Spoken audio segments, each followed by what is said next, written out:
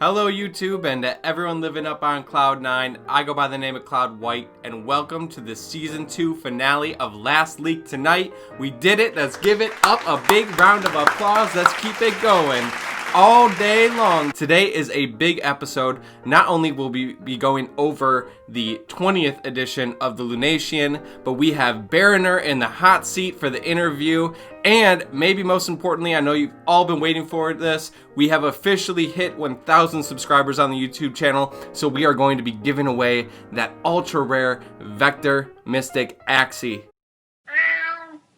At the end of April, we launched this contest on Twitter.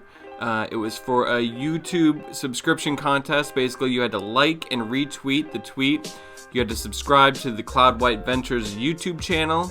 Add 2 friends in the comments with a screenshot of your subscription. That's what we're showing right here. And your ETH address. And then essentially, when we hit 1,000 subscribers, the game plan here is to give away this beautiful Vector Mystic Axie. You can see right here, Mystic Vector, super rare, the rarest Mystic part in the entire Axie Infinity game. Here you can see that our total subscribers on the Cloud White Ventures YouTube channel is now 1.53k, 1,530,000 subscribers to the Cloud White Ventures YouTube channel. So really, I can't thank you guys enough. It's been an awesome journey and I'm excited to be giving away this Mystic today. So without any further ado, let's give it a shot here. We have everyone's names loaded into this wheel of names and we're just gonna click it and see what happens. Let the games begin. Who's it gonna be? Who's the lucky winner? Oh my god, the winner is AK, a strong Axie Infinity community member. Couldn't be going to a better guy, honestly. Awesome, happy to have him have it. Congratulations, AK, you are the winner of the Vector Mystic giveaway. Awesome. Well, here it is in all of its glory, the 20th issue of the Lunation. How fitting for the Season 2 finale to end on the 20th issue of our beloved periodical covering the latest news and developments from the Axie universe. And with that being said, let's hop into some huge news. Honestly, this is probably one of the biggest, wow factor issues in a while. And it starts off with Axie joining the Ubisoft's Entrepreneurs Lab Season 5 program. Alright, Sky Mavis team will be working closely with the Ubisoft experts to prepare Axie Infinity for mainstream release. This includes areas like free-to-play, onboarding, and traditional player journey. Now, many people ask me, or have asked me over the last 2 years, why are you so heavy on Axie Infinity? There's so much going on in the NFT crypto space, as far as, gaming, collectibles, all of that goes. The answer's simple. I really believe that Axie Infinity has the potential to be the first mainstream adopted game in this space. And this only further kind of solidifies that opinion. Ubisoft obviously sees something in Sky Mavis and Axie Infinity that they're willing to, help them with these things. And I'm really happy for them to have such, an established company to work on them with these things, because I think free to play is going to be important, right? You're going to want to let people try out the game before they financially and essentially invest in it. Onboarding is a huge component of this, that I think everyone's trying to tackle in this space. How do we make kind of the technology function, but more in the background, I would assume. And, traditional player journey, what company could they have on their side to better position them, for a proper player journey in the Axie universe? So, you know, this is really, really huge news. Let's go ahead and click on the actual announcement. There's a link there if you do want the deeper information. Now, there wasn't a lot of specifics provided necessarily, other than they were, you know, brought into this entrepreneur program. Interest from industry leaders like Ubisoft signals that blockchain games are here to stay. I think that's also a good sign. Non-fungible tokens bring freedom, property rights, and new commercial opportunities to gamers. Absolutely. And it just basically says they're excited. So hopefully they're going to have more details on this, you know, in the coming weeks. But definitely a huge plus for the team and the community, to be quite frank. So very, very excited about that. As many of you, I'm sure, noticed, the land development update was released. Look at how beautiful this is. Oh, the possibilities. Little known fact. See this Axie right here that has this Rudolph nose on it? That was an Axie that I actually gifted to Masamoon, like, I don't know, months ago. But he loves it, and he puts it in all of his releases, so I think that's always fun to kind of spot it. I've seen it in like 2 or 3 things now, but there he is. So that being said, you can see the full update, the land development in this issue of the Lunatian, but there's an overview of our progress, what they're building, and some insights into defining, you know, what the first public release will look like for land gameplay. So here's the full land development update that's on Medium, accessible through the link in this issue of the Lunatian. Same image that we kind of saw before, but I wanted to scroll through here really quickly just to kind of see some of the images that are popping up. I mean, everything looks really, really smooth. I mean, I'm just excited to get my hands on it. So placing items and decorating plots is kind of what they're showing off there. The land map. Let's see if we can get this to load. So this is a little bit of the land map. They want to make it so that we're able to kind of pinch and zoom in and out kind of seamlessly, which is just going to look absolutely awesome. That's actually my huge Savannah estate, or a big portion of it right there. But yeah, you can kind of see them zooming in and out there, which is awesome. They had to kind of redevelop or redesign what the axes are going to look like in gameplay, and so that was a big part of this, and being able to support, you know, the land with all these different types of Axie, I'm guessing is quite challenging. Collecting and storing resources. Look at these beauties right here. Look at this. I mean, these are stunning. I mean, yes please. Yes please. Building structures. So they want to, you know, looks like there's like a little potion shop here, maybe a library or something, some plants. Chimera battling and exploring Lunatia. Here they are on like what looks like a little sleigh. The map editor for the SDK, something they're working on, a little screenshot from there. Of course, if you haven't already, I highly recommend going through this article in detail. But so happy that they came out with an update for us. Really appreciate it. Next up, we have the Mavis Hub Launcher.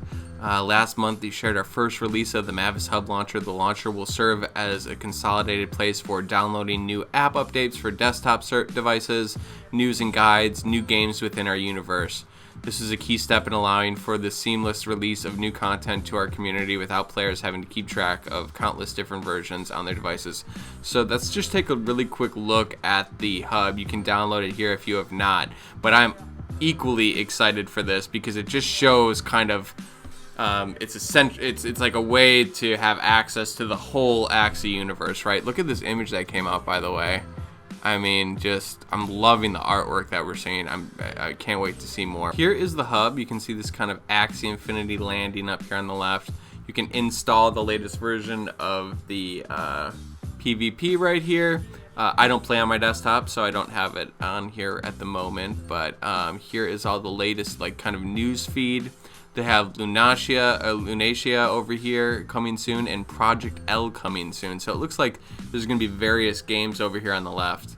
It's going to be really nice to have everything kind of centralized for this decentralized game. Now, last but certainly not least, we have the interview with the one and only Baronar right now.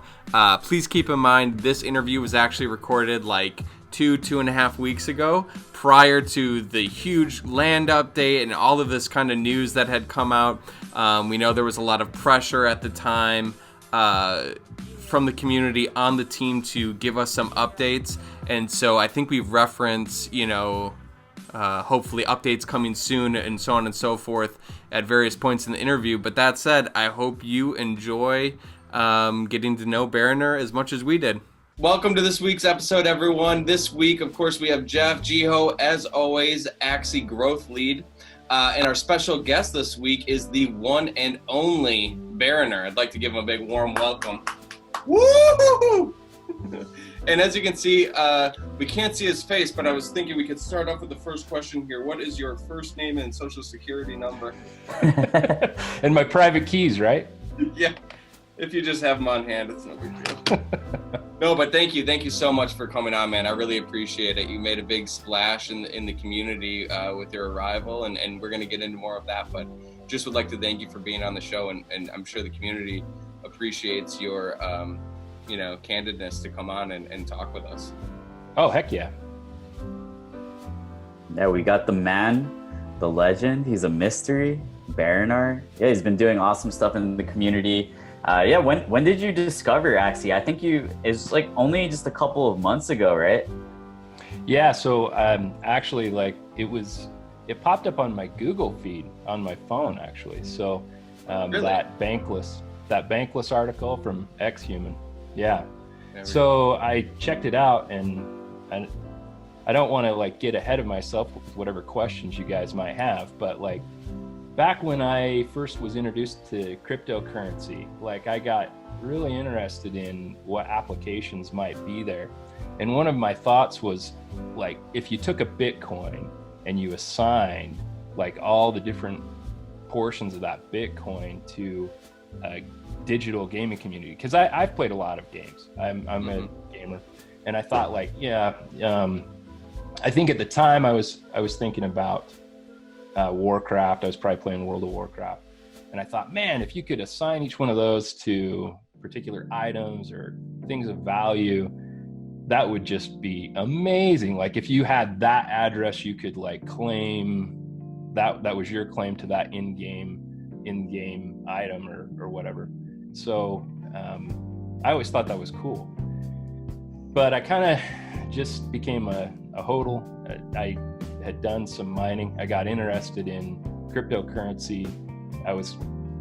But I kind of like got out of it in the sense of not paying a close attention other than price movements and stuff after about 2013. And so that idea that I had, I always thought, man, that would be so cool. And I did a lot of Litecoin because of the script mining, because it was still available through graphics cards. Hey, anybody want to buy some graphics cards? We still quite a few of them. Was that when you got involved in, would you say crypto then was around the 2013 mark?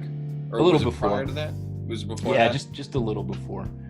That's kind of when, I don't know if you remember, but prices were so low that energy costs were like really more than what you were able to get from mining. And so I like turned everything off and just kind of was like, well, I've got this. In fact, thank goodness I'm not one of those stories where they lost their hard drive or, lost their keys or whatever. Fortunately, I'm not that type of story, but I'm not like, I don't have like gazillions. Don't think that. It's not. It was just a little hobby. It was just a little hobby. So yeah, but that idea was always appealing to me. So when I read the Bankless article from X-Human, I was just like, holy crap, because I hadn't really realized about tokens, NFTs, any of that. Like Jiho knows, I even had to ask him about F2 because I haven't been in it. Like, so I've had to re-educate myself and really grasp the state of cryptocurrency and what's happening now. Yeah, I find that narrative fascinating. So you were an early miner, had kind of, your mind's eye had kind of drifted away from the crypto space. And then somehow, I guess you were following the Bankless newsletter. Shout out to Ryan Sean Adams. That's it's an amazing publication. And X-Human's article on that was awesome too. So kind of through that, you were reintroduced to this idea of a tokenized game asset, and that kind of got you back into the space. Learning. Yeah, and I didn't even know that word, like tokenized game asset. I was just like, it said something about earn money while you play a game, right? And I was like, well, that sounds kind of cool, and it looks like it has something to do with cryptocurrency. So I read through it, and then, I started reading more about ETH. In fact, I didn't own any ETH at the time, and then I remember reading about smart contracts and all that stuff, and I got interested in ETH at one point, Ethereum, but I couldn't figure it out. I couldn't figure out like how it would work, how it would be beneficial. So when I saw how it was being implemented in this type of application, I was just like, wow, that is what I always thought would be super cool. Digital assets, digital economies, digital gaming communities. It's what I always hated about. Yeah, go ahead, man. Oh, I was gonna say, did you miss the whole like CryptoKitties thing, like when that hit the news cycle and kind of introduced everyone to NFTs? No, I mean I saw it, but like I couldn't get it. I couldn't like wrap my head around like something. It's like I saw on your Twitter, man, and I think it's cool. The Garbage Pail Kids, like I'm Gen X, right? So that was when I was growing up. That existed, and those are selling for a ton of money right now. By the way, they're like going for like $75 a pack, and it's crazy. Nice. So you made some bank on that, huh? I didn't sell them yet, but someone just told me today. They were like, "Go sell them right now. The market's going crazy." You should. You saw that tape, right? The tape? No. Oh, yes, I did. Yes, I did. Yeah. That stuff is awesome to me. I mean, I just think that is way cool. I mean, for me though, having some sort of utility, like being able to actually exchange that to get one of those cassette tapes is meaningful to me. And with Axie, like, it's meaningful because it's useful. It relates to something more than just holding a trading card or something, which is cool. And like, I got into World of Warcraft trading cards. Like I have some of those old loot cards that you scratch off.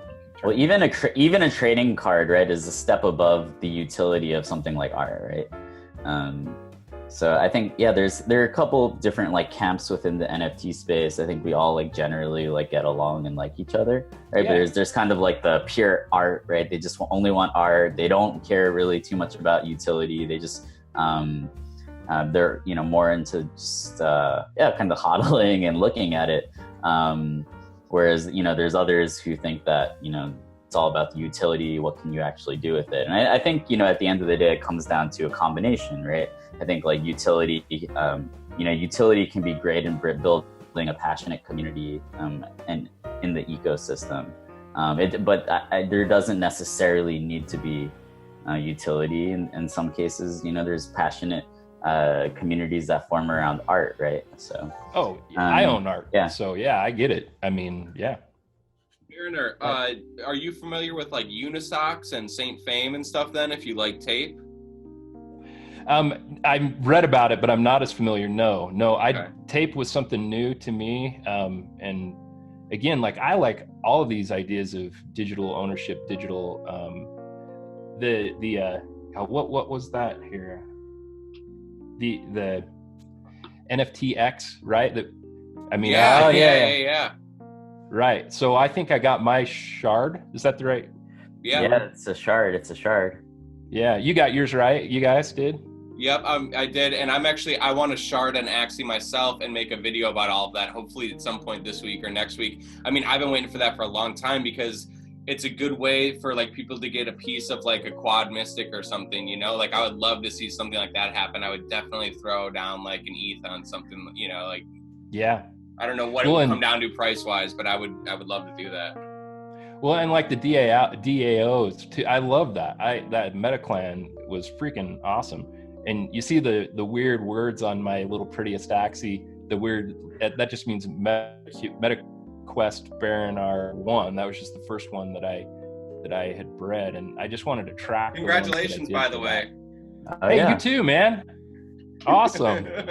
You're sitting here with the champions right here, Gio.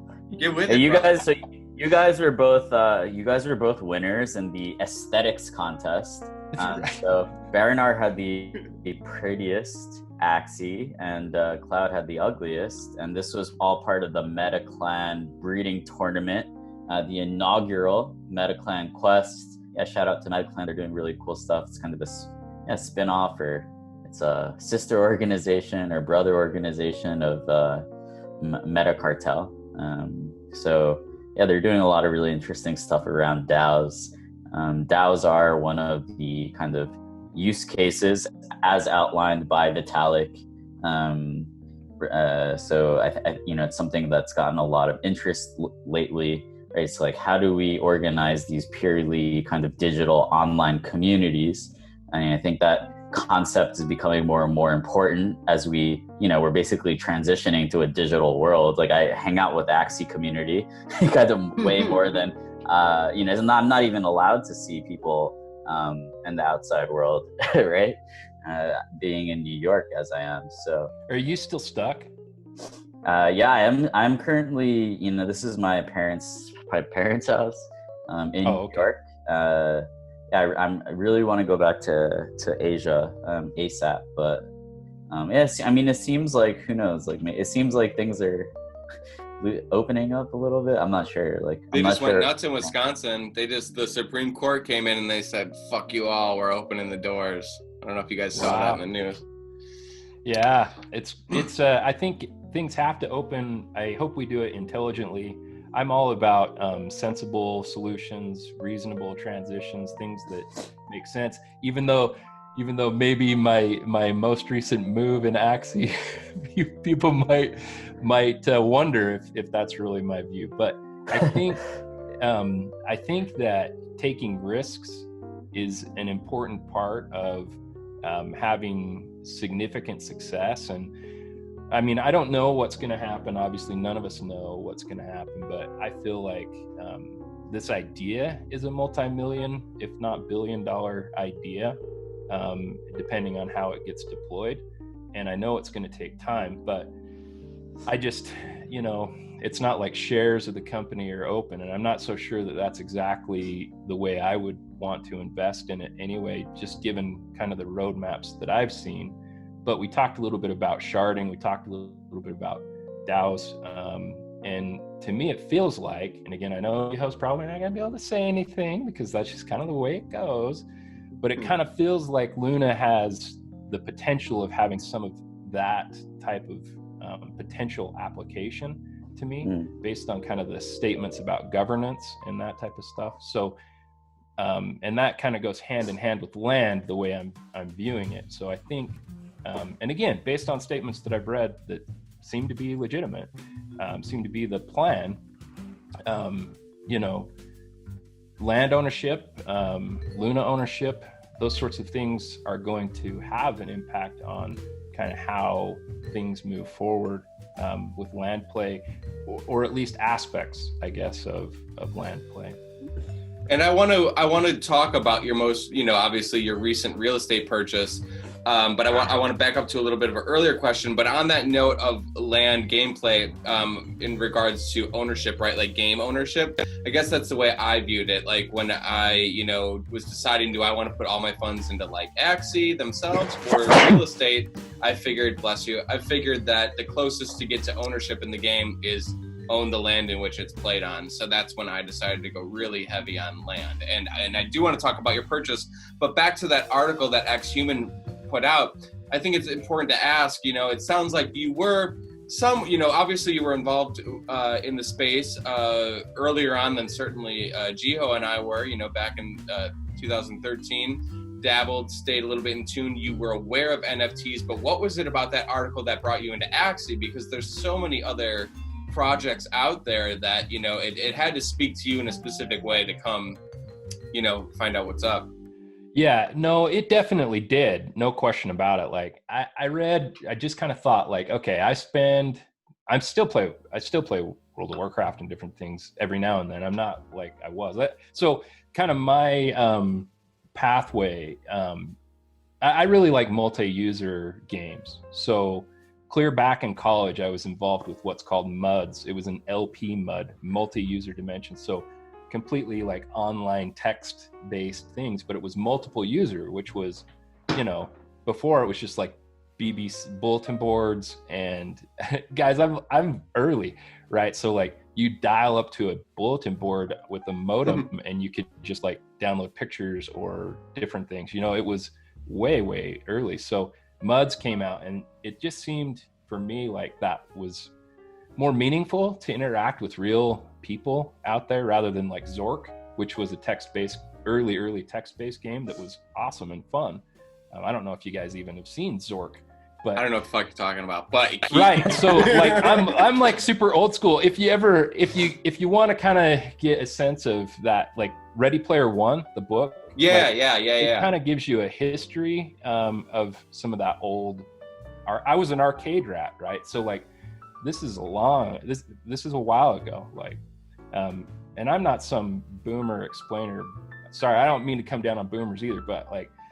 People can do whatever the hell they want to do, right? I'm not trying to say like I know anything more than anybody, but again, that multi-user experience is meaningful to me. And so when we add that to a real possessory interest, something that you can actually own digitally in the form of, you know, an NFT or however, whatever the final structure is going to be for land, however that's going to end up being. Digital ownership in a multi-user dimension is kind of the threshold of kind of goes between digital space and real space, right? Mm-hmm. So, I mean, it becomes something that can literally hit your bank account if you look at it that way. So, I mean, I don't know if it's true because we read Discord and we see all this sort of stuff, but the idea that someone in Venezuela could get 3 Axies and play a game to earn SLP, the small love potions, and do that in a way that was meaningful to them in real life, but also enjoyable in a way in a game setting. I really think that's cool, guys. And so to me, it spoke to me like if it's a fun game and you get paid by enjoying a game, like that makes more sense to me than my subscription to WoW. Does that make sense? Do you guys? To me, completely, it makes sense. Yeah.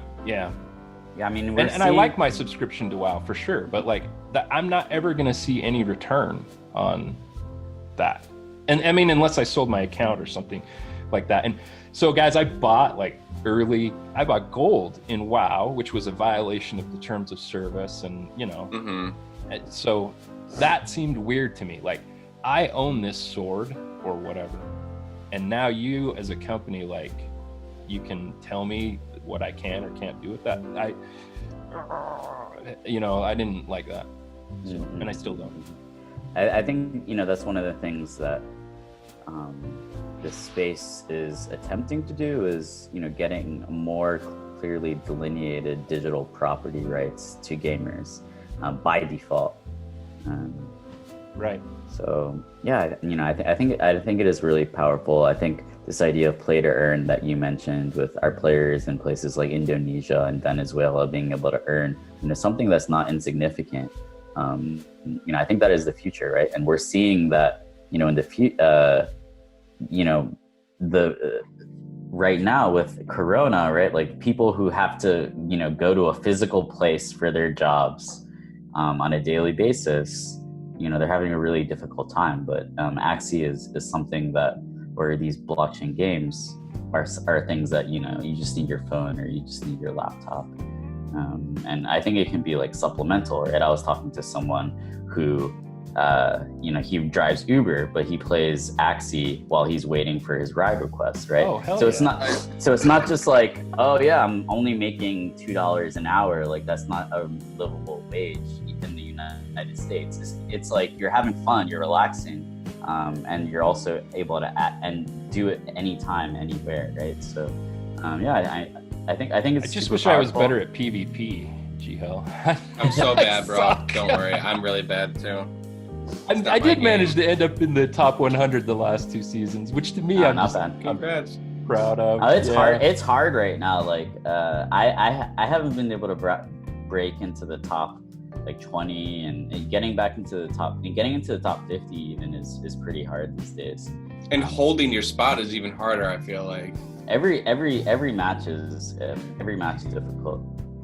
Yeah, you'd be more than welcome to like extend those rewards or spread them out further down the chain, so that like some of us that aren't quite so good. Yeah, I mean, right now it's alpha, so we're basically doing very basic experiments, like, if we give seasonal rewards and in a leaderboard format, does engagement go up? Like, is this something that people are interested in? It seems like a kind of very obvious hypothesis, right? But we also, we do need to test that out and see what dynamics or what narratives form. Is that effective marketing, etc. So yeah, I think this kind of goes into things that were brought up earlier today. There's I think the community, they kind of understand the vision and they see the potential, right? And they want to go, like, they want to get there. Sometimes they want to skip, to the end without kind of going through the journey, right? And I think, as the core team, like, we have a front seat, right? And a lot of us, we have to kind of go through the steps. The community is there too, and they're helping out.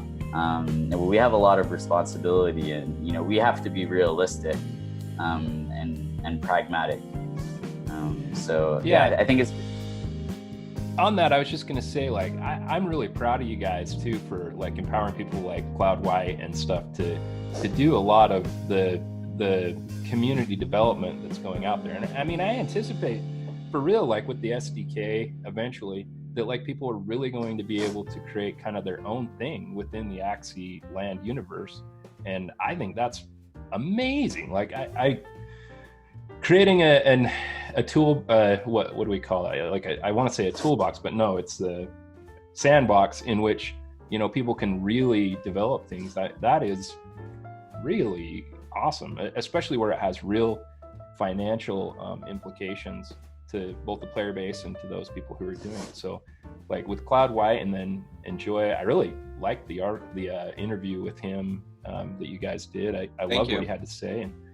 And he and I talk more now because after that, I wanted to hear more of what he said. I'm kind of a weird researcher, kind of junky information gatherer type of person too, kind of like him. So yeah. Let's take a moment to talk about kind of the news of the week here. Baronar, you went out there and you did the damn thing. You bought out the rest of the Arctic chests, and Q1 is officially sold out. So, I guess my first question regarding that is, well, first of all, congratulations to you, congratulations to the team, and really the whole community. Yeah. It was really kind of a landmark, a long time coming. But my question is, what kind of brought you from, being interested, right, from this article into, I'm going to go not all in. I'm sure you didn't spend your whole, portfolio in there, but, you went in pretty deep. So what was that decision based on to, what helped you get there? Yeah, so lots of stuff. And like I said, I'm a researcher, I'm an information gatherer. And so like I think there's a lot of gold and nuggets out there, and I am planning on kind of starting to stream again, but I think there are a lot of gold and nuggets out there in the information that's already been released by Axie that people have kind of overlooked. I think that people have just kind of I think there's kind of a feeling that early adopters in LAN, and guys, again, like, I'm not a guru, like, I don't know everything, so I don't want to offend anybody, or that's not my point, but it kind of feels like some of the early acquirers of land just think that land's gonna release and then they're gonna make bank, like they're gonna sell their stuff or whatever, and it's just gonna make them tons of money or whatever. I'm way more, I own land in real life, I guess I can even say that. Like, I'm a landlord a little bit. So to me, this was an opportunity to become, maybe in a way, depending on how it gets implemented, like a digital landlord, I think. And I just see that that's really a good position to be in real life, like in real reality. and I think that, again, we don't know how this game's going to go, but my feeling is based on the art, based on the way the development team, maybe they had some projections that were a little too aggressive or whatever. I mean, the reality is, I look at the projections from 2019 and those weren't met. But again, like, I'm glad, obviously, in my position, that they weren't met. Right. Because it definitely created an opportunity for me. But I do feel like the development team, I've heard Jiho say this a few times, and it's like, under promise and over deliver. And that seems to be their plan. So even if, like, the very first release of land doesn't have the ability to hire workers, or even if, so I mean, some of the ideas that I've seen out there include like passive income that comes from land, but also active participation with the land interface, creating some way of generating, when I say income, I just mean resources, Luna, whatever it is, plans for structures, all that type of stuff. Like, when that happens in the first phase, I don't expect like every single bit of it's going to be perfect, and that all of it will be released all at once. I actually hope it's not, to be honest. I want people to have things to look forward to, new updates, new implementations, new systems, all that type of stuff. But based on what I see an incredible future, obviously. And I did feel there was a few particular reasons that I decided to make this move. And I've been obviously paying close attention to the land market. I had over 100 plots before, and I just felt like the marketplace, and I didn't even use the term right. Jiho kind of introduced me to the term of the secondary market, meaning player-to-player market, including OTC, over the counter, so player-to-player transactions outside of the actual marketplace. It seemed to me, it seemed stagnant a little, and I felt like that was because there were still existing chests. So the potential of nabbing a bunch of Luna and a bunch of land items, and kind of getting the referral fee back, it seemed to me like there was kind of a tick down, and if I didn't do it, like, there were going to be things that were advantageous now that were going to go away. Psycho kind of alluded to that might not necessarily be, those rewards and perks might not necessarily be there for the next land sales, or at least to the extent that it was. I mean, that's kind of what I took from what he said. Who knows the reality of that, but yeah, if that ends up being true, then it was a good thing, a good time to do it. Well, for me, it's kind of like the bird in the hand, right? Like, I know what the deal is, and you guys maybe saw what I posted on Economy too. Like, right now, it's transaction free to acquire land and land items in the secondary market. So it might be a really good time for people to do that, because at some point there has to be a transaction fee. There has to be some method of doing that. So, I mean, again, I'm not pushing for leaky information or anything. I'm not that guy, but I just kind of look at where things are at and what does that mean right now. And so I decided it was time to take action, because the potential reward for taking this risk now, to me, made sense. I want to make a real quick point. Earlier you said, that you own, land in the real world, we'll call it. And my best friend, that's like what he does, right? He buys and develops real estate. And like, I'm just a poor boy. I don't do any of that shit. Most people know, like, I'm in a weird position, like, where I understand money's important, but it's not the most important thing to me. Doing what I want in life is important to me. Oh, heck yeah. So like, we have a very interesting friendship, because in his world with the real estate, like his life is about generating money, and a lot of passive income avenues. Long story short, I saw his real world benefits of owning real world real estate, right? And that also influenced my decision with, going really hard in that direction with Axie Infinity. I think that's cool, man. Yeah. So I told you, Cloud White, that I had saved the last chest. So here we go. Oh, all right, let's see it. Doesn't have the animation, but here we go. Still, this is history right here, boys. Oh, all right. I wonder what you're gonna get. You want to sell those Arctic river plots? What you got on those? You got river plots? Yeah, you got like 3 of them or something. The Arctic Riviera, man. 2. I got 2. Okay, here it goes. Oh, you did? Well, I clicked it. It's kind of since I've clicked it 299 times before. It works like immediately. You can see what items you got like pretty quickly. No, I don't think so. Items will take a while. Might take a minute. The land already populated, like you said, so.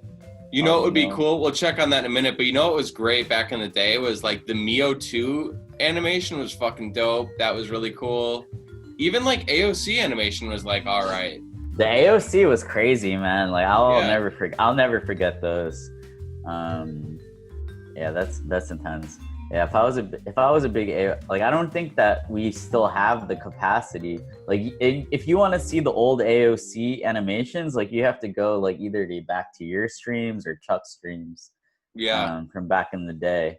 You guys might be the only ones who have those video records of that stuff.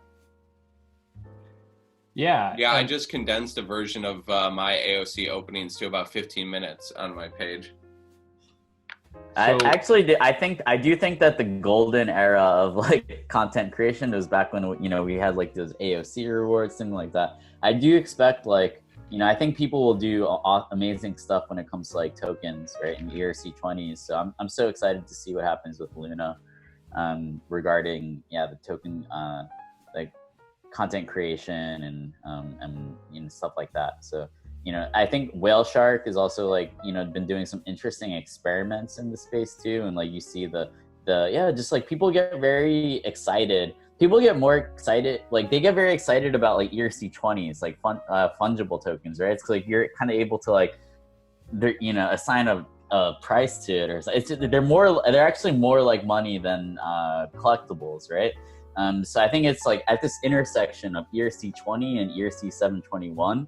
Like that's where that's one of the keys to unlocking the full potential of the space, if that makes sense. So sure. I think that actually one of the things that I kept thinking when I saw all the hype and anticipation around Whale was people are gonna go crazy. I think when they learn more about Luna, because I do think Decentraland has it too.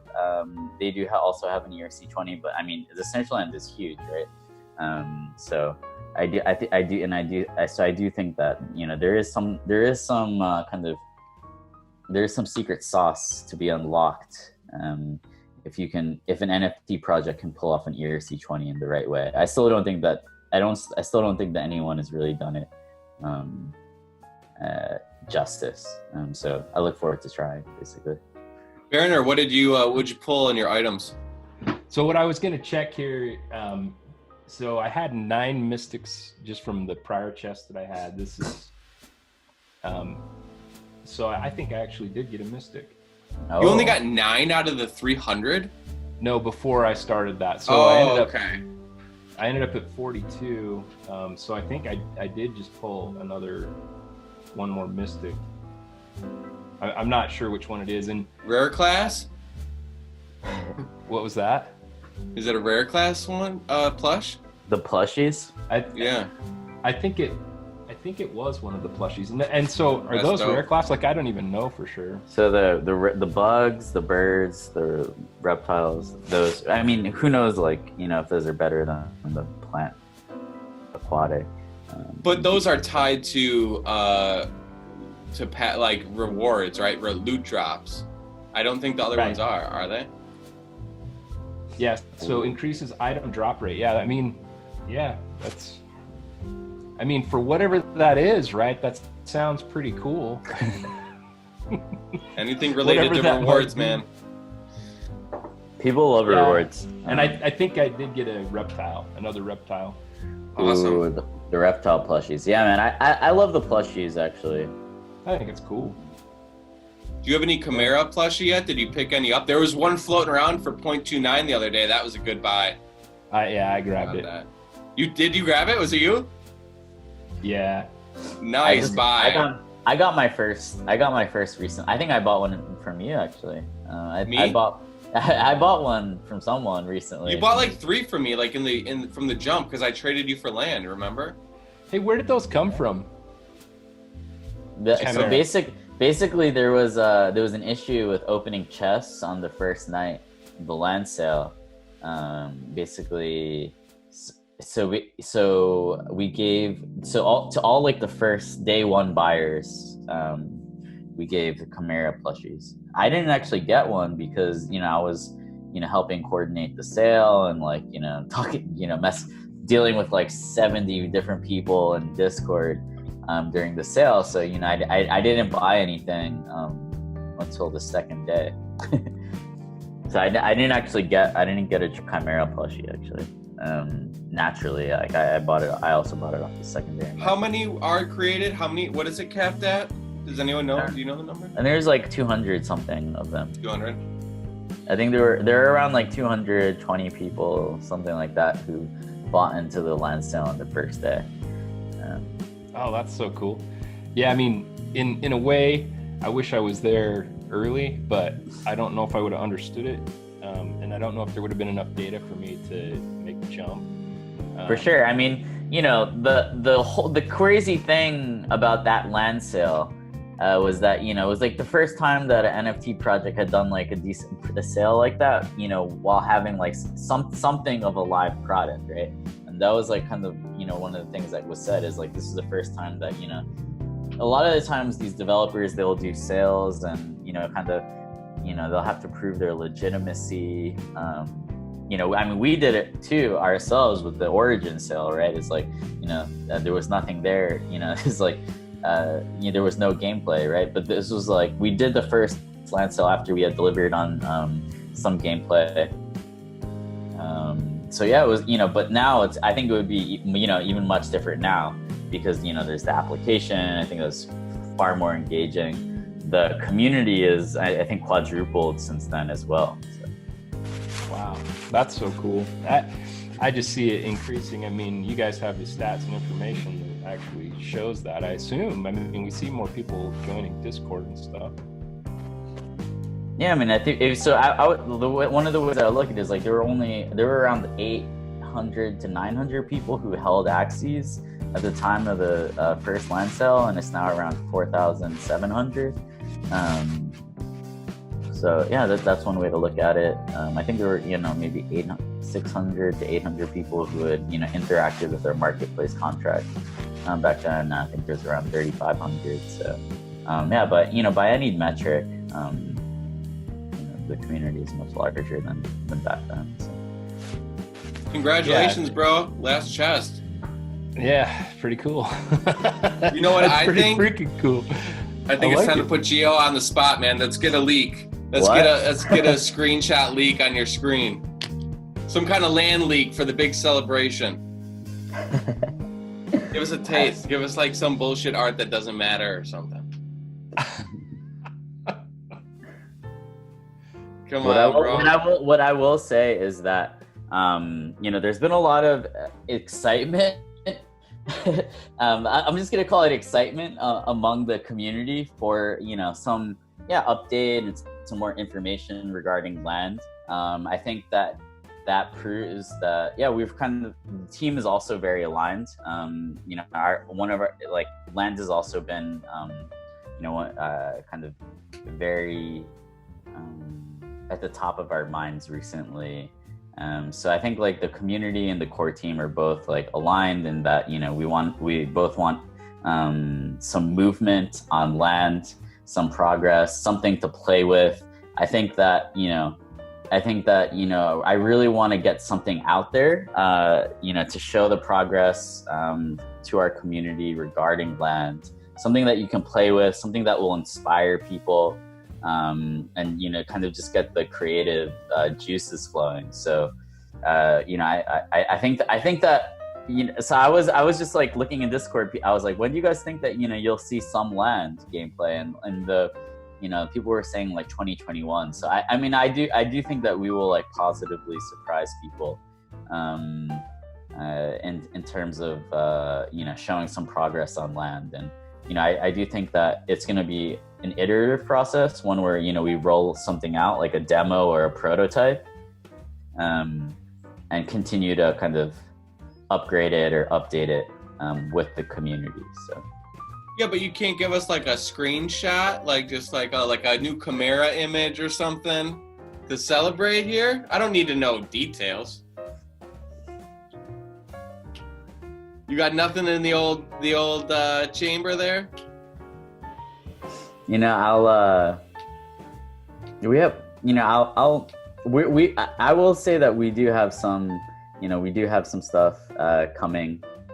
But I don't want people to, I don't want to be like, oh yeah, there's a leak on the podcast, everyone should go check it out. Like, you know, we're gonna do it the right way. I do understand that. I understand that people, you know, they're starving for leaks. Like, I totally understand that. And, you know, we want to strike a balance where, you know, we delight you guys, and, you know, we release stuff that is very polished and amazing, while also keeping the communication channels open. Yeah, so I think that, you know, we're still learning. We're still, you know, trying to figure out like what is the optimal level, right? Because like there's benefits and disadvantages, right? To both, like, it's both extremes, right? Is like, on one end, extreme transparency or radical transparency, as someone would call it, and you know, being very like tight-lipped, right? And you want to be there. The optimal level is like somewhere between those two extremes, right? So would you agree we're overdue for some kind of an update then? I would agree. There's been no word. Yeah, I would agree. I would agree that, you know, you guys have been very patient. Most of the community has been very patient, and the parts of the community that have not been so patient, I also can see things through their eyes. You know, I also look at myself as an Axie community member. I'm also an owner of the land, right? So, and part of the value of, you know, owning these assets, owning the mystics, is so that, you know, I do go through the same emotions as some of the holders, right? So, you know, I'm right there with you. You know, mystic Axies, land, you know, those are not insignificant parts of, you know, portions of, you know, my assets. So. Right.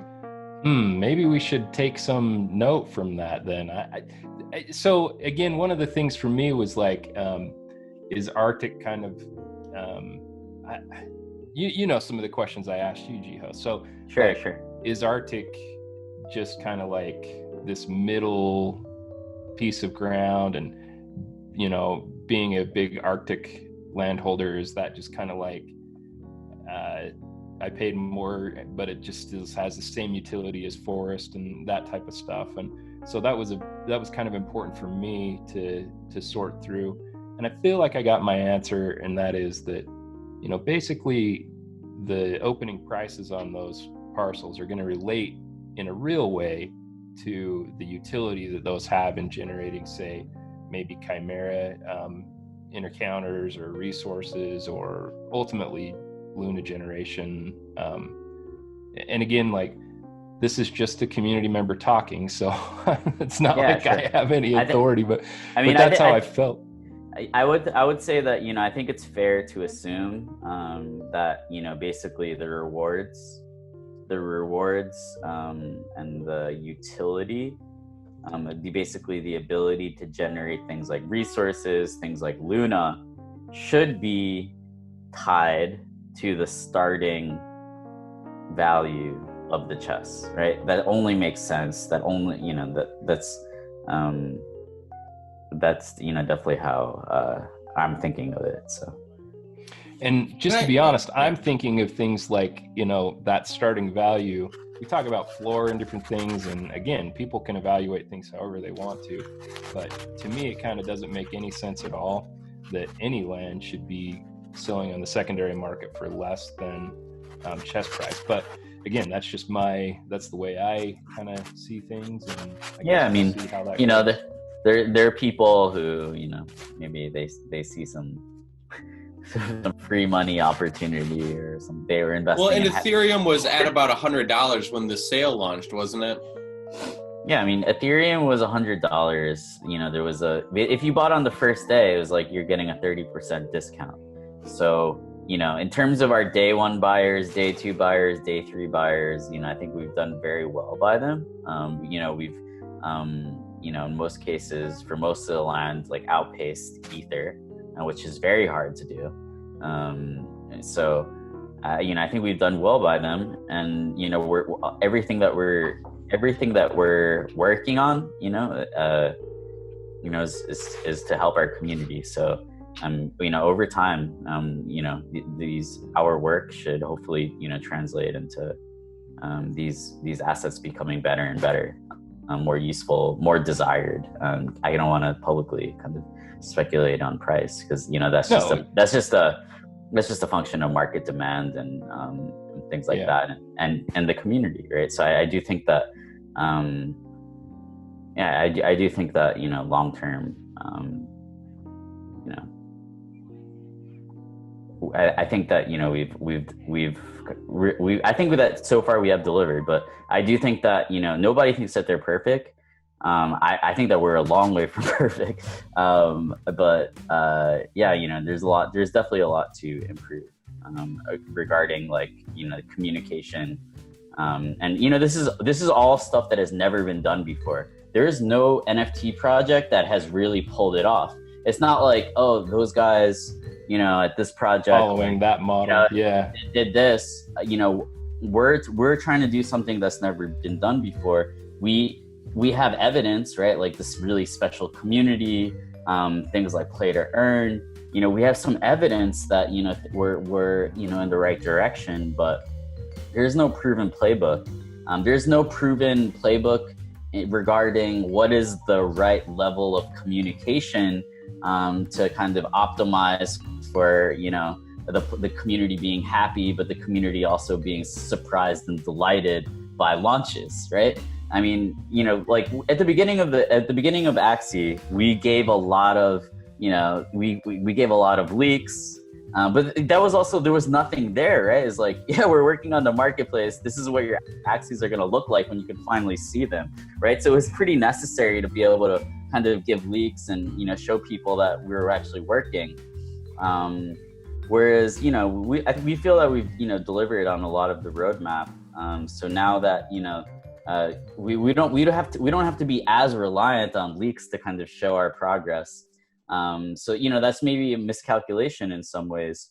But, you know, we do want to, you know, preserve that excitement. And when we say that, you know, when we give some more information regarding land, we want it to, you know, have some kind of call to action, right? It's like, here's some awesome land leaks. We're starting a land demo in 1 week from now, so stay tuned. I don't think that it necessarily makes sense to inject leaks into the community just to keep the sentiment up, if that makes sense. So anyways, maybe we haven't hit that optimal ratio. That's kind of how I process it, though, and that's kind of my thinking, right? Is like there's some curve, and there's an optimal amount of kind of insight into what we're working on, and yeah, maybe we haven't been at it, but nobody actually knows what that optimal ratio is. So, hey, solid. Baronar. 1 week from now, right? Isn't that what we just heard? Baronar, I want to pick your brain on something real quick. Yeah. You were talking earlier about, trying to come to grips with the value of the Arctic plots, right? And how much they cost and kind of what the potential return could be on that. And something that I've really been pondering a lot about and like putting a lot of thought into, and kind of looking into freeing up some Ethereum to go after, is the Mystic Axie market. So, Gio, do you know by chance, do you have offhand the total number of Mystic plots in Quadrant 1? Do you know that number? It's like 2,200 or something. Okay, so there's 2,200 plots in Quadrant 1. Yeah, let me just confirm. Okay. 2,338. 2,338. Now, if we just times that by 4, as stands, there's 2,338 Mystic plots in Quadrant 1. How many Mystic Axie are there total in the game? 4,088, right? No, that's total Origin. Origins, yeah. Oh. It's around 1,300 Mystic Axies. Okay, so there's about 1,000 less Mystic Axies that will ever be in existence, yet we sold out of Quadrant 1 Mystic plots at 1 Ethereum each. And so to me, that just states how undervalued Mystic, at least single Mystic Axie are right now. And up until very recently, that floor was sitting at 1 Ethereum. It's only kind of recently gone up to 1.4, 1.5, or whatever it's at right now. So I don't understand how that's, everyone's focused on land play right now. It seems like, right, whenever everyone's focused on the next thing, something's forgotten. And I feel like single Mystic Axie market right now is just being totally forgotten about. If you just look at the numbers, it's pretty straightforward. Well, and I don't have the exact article in front of me, but it seems pretty obvious that Mystic Axies are going to what the crap's the word? They're going to have a relation with land that's special, I think, hopefully, in some way. And so I think that the two kind of go hand in hand. And if I'm, that's one thing that maybe I wish I could have got my hands on and been involved with sooner. I think definitely Mystic Axies with their upgradable parts to the highest level, that is very, very intriguing. I mean, really, really intriguing. And how that will actually interface with land, man, yeah, cool stuff. I did some additional research this week. There's only 630 some virgin Mystics left too. So just from a purity collector perspective, aside from utility, there's only 600 of them left. There's a cottontail. I'm gonna shoot myself in the foot. I better buy it now before this airs. But Chuck has a cottontail that's been sitting at 1.4. He said he'd sell it to me for 1.25 virgin cottontail beast. I feel like I need to get that, or I'm just stupid. 1.25? I want to get that one too. No, fuck off. Yeah, no, me too. For real. Oops. Yeah, there's always different opportunities in the market. I mean, the Mystic market, in my opinion, is the single Mystic market is digesting. It was at 0.85 in December, so right. And I don't know what I did. To go from 0.85 to 1.3 is not insignificant or something. But even by December, Mystic Land had been sold out for quite some time. So that just disconnect, just numbers wise, has really been bothering me lately. Now I can't stop purchasing land myself. I have a goddamn land problem. But if I wasn't purchasing land, I'd be buying up these virgin single Mystics, as to the best of my ability. I just personally, I can't stop buying land. I just upped. I think I'm sitting at 620 something now. So, but to anyone else. Wow. Right on. Yeah, man, you got more land than me for sure. Yeah, it's an issue. Well, you got all that river, man. That's amazing. I made that a point very early on. I don't know why. Obviously we still don't know how fishing will be implemented in the final game to any extent, but I don't know how that was like overlooked in the documentation from the land sale. Like, I feel like I'm still telling people like that, like, fishing was written about.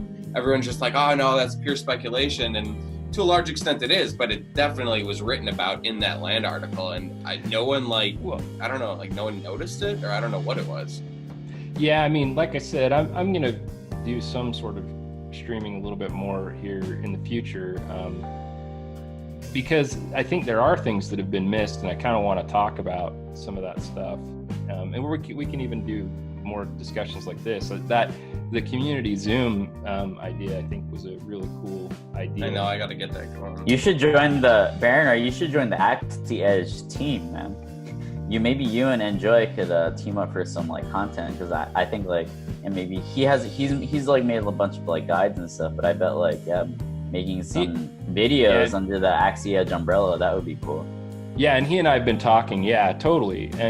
But like there's just some let's see, you were talking about rivers, like I don't think, I mean, again, like who knows how it's all going to be implemented, but there's things to me that look very clear that like it takes four plots to make a pond, and maybe that's wrong, maybe that's not it, but that's what it kind of looks like, and I've looked at other structures and stuff and try to kind of sort through and figure out like what can go on these plots and how does that fit. So in my view, being next to the river, if that substitutes the same thing for a pond that might have to take multiple plots of land, there's a huge benefit there potentially of being by a river. And again, we don't know any of this stuff, but I can tell you right now, I live on the lake in Milwaukee, Wisconsin. I'm on Lake Drive, like literally, and I can see the lake from my front yard. And I'm telling you right now, the the property value here is worth way more than a couple blocks away. Yeah, no, just things like that too. I totally agree. And like connected plots, that's pretty clear. I think people just don't realize that beyond the idea of that it just makes sense to have lots that are connected, like it's clear, like connected plots are going to create certain utilities, as far as I can tell from the information that's been released. I do really want Axie to be social, so I think the idea of like, things that you can do with your neighbors and well, that better happen, man, because like I want to be able to work together with my neighbors and make that advantageous for both of us. That's crucial in my mind. Like that creates opportunities. Like you were talking about your buddy who's in developments, and I see that all the time. I want to see that here in Axie too. Like I want to keep good relations with, and just kind of, I hope, if people are watching this, like remember, it's crucially important that the community stay super positive and supportive and helping people on board and all that. And we all are, but you got to remember, like, if you are looking at this from an investment perspective, like we need people seeing a really positive message, like people like Cloud White and Enjoy and people who are putting stuff out there and doing guilds and stuff, like Ben and different things that are out there. We can actually have a direct impact on the economy of this game, even pre-release, if we do it right and we're careful about the messages that, even as the player base, particularly the landowner and the Mystic Axie owner and the friggin' Rimp owners and people who know what they're doing, making sure that our message is positive and supportive of this cool game. It's going to be important, I think, that we have a really, positive, uplifting community. Yeah, I think that's one of the things that I found originally interesting about blockchain games. Is like, this is a game that I can have an impact on its future success, right? More so than just like, this is a game that I can have fun with, right? This is a game where I can be a contributor. This is a game where I can make a difference. So exactly. Yeah, no, I think I was trying to nail this down, right? Is like, are we building this game together? Like kind of, but like, the core team still does like a lot of stuff, but but yeah, there is something, you know, with the community really having an impact on the direction and the future of the game that you don't really see with the traditional I really games. think that that's the digital ownership, Jiho. Like, we own these things, so it's important that the value be maintained at a minimum, and certainly we want it to increase. And I know, I'm sure the development team's thinking about all these things, but that has to be the trend for the future too. Like, there has to be good advantages for non-owners to play land. There has to be good advantages for, you know, non-owners to want to acquire land and become owners. And, you know, those have to be real, and they have to go far into the future. And, you know, eventually all the land sells out, but I think phase one is the right time, the right opportunity to test all those things out and make sure there's a good strategic plan moving forward. So, yeah. Awesome. I have 2 more questions for you that I want to be sure to rattle off. This one's kind of turning into my personal favorite question. So with that being said, what do your friends and family think about your involvement and investment in Axie Infinity? Yeah. So I 30K is not a little bit of money to most people. Sure. So family is my most important thing, no question, right? So in a way, I've made other investments that were more risky, I would say. And fortunately, I've been, you know, I guess blessed in that they haven't gone like super bad or anything like that, but they haven't like been, you know, touchdowns like you just showed. They haven't just been totally wonderful. But on the other hand, like crypto, I think, is something that people don't fully understand.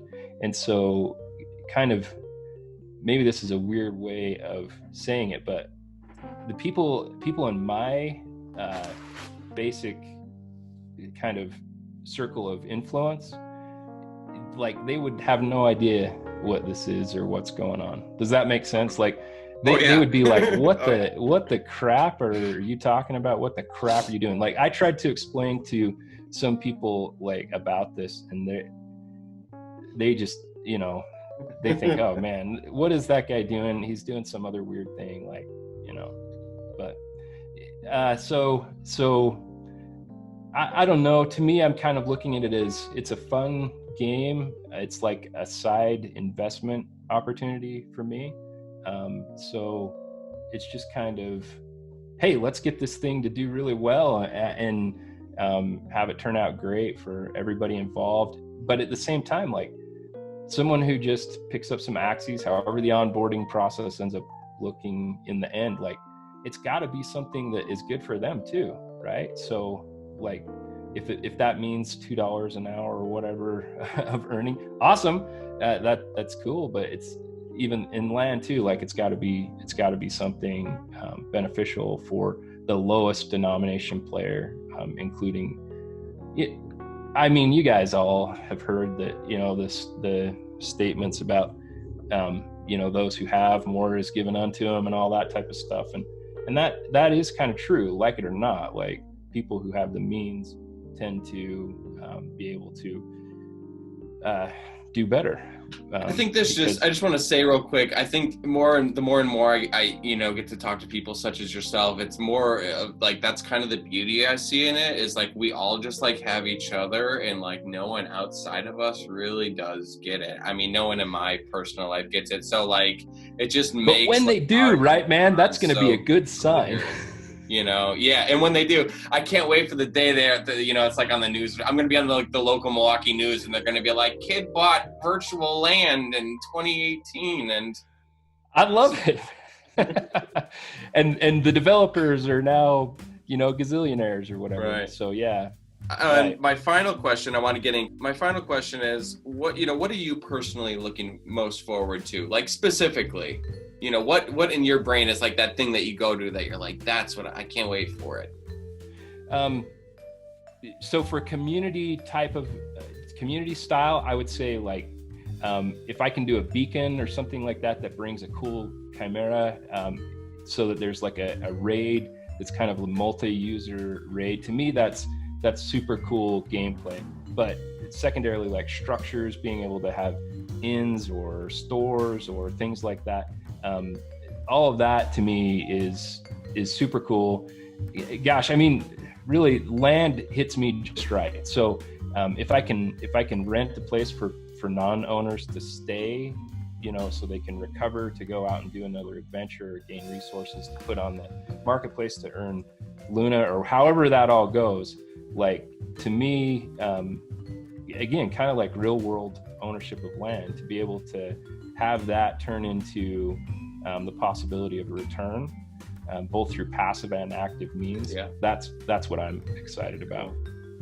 Yeah, I mean, I want to know more about, you know, what is your, you know, you mentioned that you were looking to, you know, start some streaming and stuff like that. Like, you know, what's your vision there? So you trying to make like some YouTube content or, you know, streaming yourself, like, so yeah, tell us a little bit more about that. So I've always just kind of been intrigued by just gaming in general, and streaming to me is kind of cool. Like my kids, they watch different streamers, and it still kind of blows my mind. And at first I was just like, guys, you have that game, you know, go play that game. Like, and then I realized, like, watching Northern Lion and Dan TDM, I mean, he's okay, but there's actually kind of a real entertainment value in observing somebody else play and kind of hearing their comments. It ends up almost being like an interesting, if it's done right, like an interesting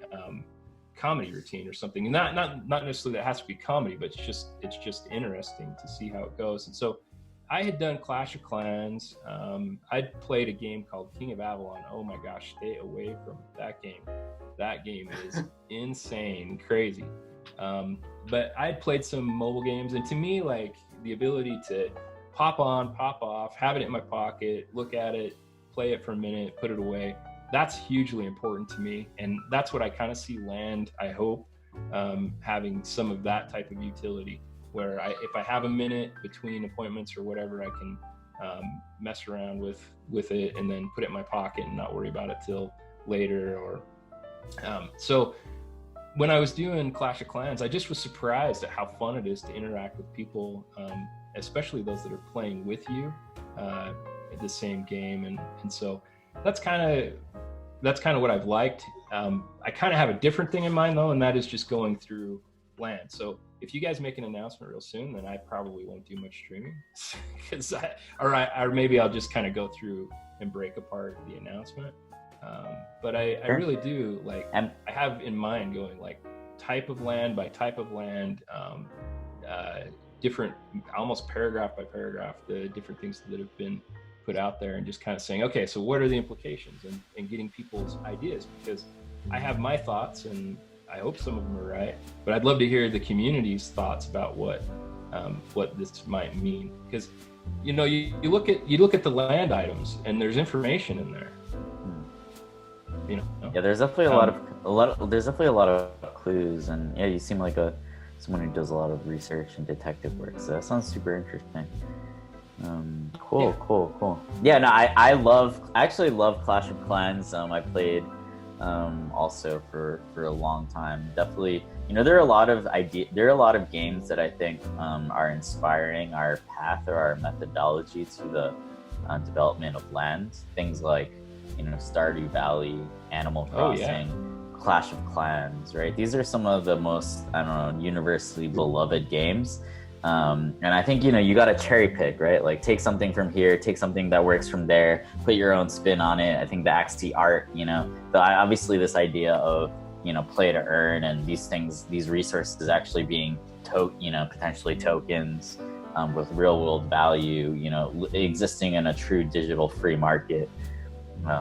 You know, I think that adds like a crazy spin on all this stuff. So yeah, I mean, as it stands, like, right, the PvP application is in a way a lot like somewhat like Clash Royale. I mean, somewhat. I mean, there's different aspects to both games. Obviously, you can't have the same game, and I have different concepts of what I'd like to see, just because I'm a big board game player too. Like, Dominion, and I've played Settlers of Catan forever, and all those different types of strategic board games I'm way into. Again, similar to like Magic the Gathering or Yu-Gi-Oh or whatever. I just like interactions like that, and Axie has that. So I'm just not good at it, or I don't have maybe the super Axies. but I like it. I do like the PvP play. I'm not trying to downplay it. I really think it's cool, and I love seeing the guys that are good at it. I love seeing people have success. Are you a collector? Oh, sorry, Gio. I think there's like, the community has, there are people who love the PvP and they've been super happy, right? And then the people who are really excited about the land and the collecting resources, stuff like that, they're the ones who, we haven't really, we haven't thrown them a bone in a while. So yeah, it's about, I think balancing the different kind of archetypes within the community, and kind of allowing there to be a peaceful cohabitation eventually. Yeah, I'm patiently waiting. If things have to be square or rectangle, for example, and there's a building that really has to be 6,400 blocks or whatever that is, there's only a few places on the map where that can happen if it can't cross public nodes. Things like unless that, you combine powers with your neighbors. Well, even combining powers with your neighbors, if you're talking about a 10 by 10 grid, there's only a few places. There aren't any places unless you can go over public nodes. There are no places inside the river that you can have 10 by 10 square. Which again, things like that just so intriguing to me. I love it. Were you a collector of sorts at all in real life, with real life objects at all? Oh, yeah, definitely. Massively. Coins, trading card games, just in general, I'm a collector. So I actually like bass fishing, and I've got I collect bass fishing lures and rods and reels. Hey, we all got our thing, man. I mean, tons. Yeah, collecting is awesome. I love it. Did what was it that, you said coins you collected. Have you ever seen the Pokemon currency that was made by like some country? Like some country puts like pop culture references on their currencies, and it gets real world. It's a country's currency. There's like actual Pokemon currency out there. I forgot the name of the country. Stamps are kind of like that too. I know lots of people who are stamp collectors. It's kind of cool. Yeah. I was always a collector as well. A little bit of this, a little bit of that. I recently got back into collecting Pokemon cards again. I got suckered back into it, but I go after like really cheap PSA 10 cards on eBay, and I just think cool. Like it's the highest grade level, and if I can get it really cheap and just hold it for 50 years, like who knows? Who knows, right? I mean, who knows? Right. I heard the alpha packs have been going crazy. From Magic? Not the alpha, sorry, basically like the packs, the Pokemon like first edition. Oh, like, sure. Yeah. I can imagine. The boxes. But yeah, the thing is, boxes. But those don't, those didn't do anything for a long time. It's like now it kind of seems obvious, but apparently, like they didn't do much for a while, and then all I think it's because people buy them to open them on YouTube. It's like this whole streaming culture is like if you can buy that's also another evaluation mechanic for all these digital assets is. People who want to advertise, right? It's like now, actually I learned about this because it's very difficult to advertise like crypto related stuff on Twitter. Like you risk like getting your account like shadow banned and stuff like that. So I'm like, I'm just rather than doing that, like I'm just gonna do giveaways. So like rather than spending $10 on a Twitter ad, I can spend I can do a giveaway for a $10 piece of Axie or $20 piece of land, etc. And you Cloud White has also been doing that, right? Like, using the Mystic to drive engagement on his post, drive followers. Yeah, I mean, I'd want right? to do that too, like with followers and stuff, and yeah, giveaways. Because now it's like, we're in a world where engagement is where engagement is money, a form of capital. If you can use these digital assets to drive engagement, then that actually creates a way for you to kind of use them or convert them into a different currency. You mentioned that people are buying these collectibles, right, to open up on stream. And ironically enough, the other week I went on and I purchased a couple packs of Animal Crossing Amiibo booster packs to open up on my channel. So that's going to be coming up. Awesome. Well, yeah, Baronar, it's been amazing getting to know you a little bit. Looking forward to your excursions and streaming a little bit, content creation. Congrats on the Arctic purchase. Yeah, we'll see you in Discord, and welcome to the community. Thanks. Yeah, it's been really awesome. Thank you so much for making yourself available and joining us. It was really awesome talking to you, and it's always a good time to get together and talk Axie. Absolutely. Hey, thanks, guys. Okay. All right. Till next time, everyone. Peace. All right, that's the show, everyone. I hope you enjoyed the Season 2 finale of Last Leek Tonight. If you did, please do not hesitate to give this video a big old thumbs up, and if you haven't already, please consider subscribing to the channel. We will be back as soon as you can snap your fingers for Season 3, or I don't know. We'll be back soon for Season 3. Until then, I'm Cloud White, and I'm out of here. Peace.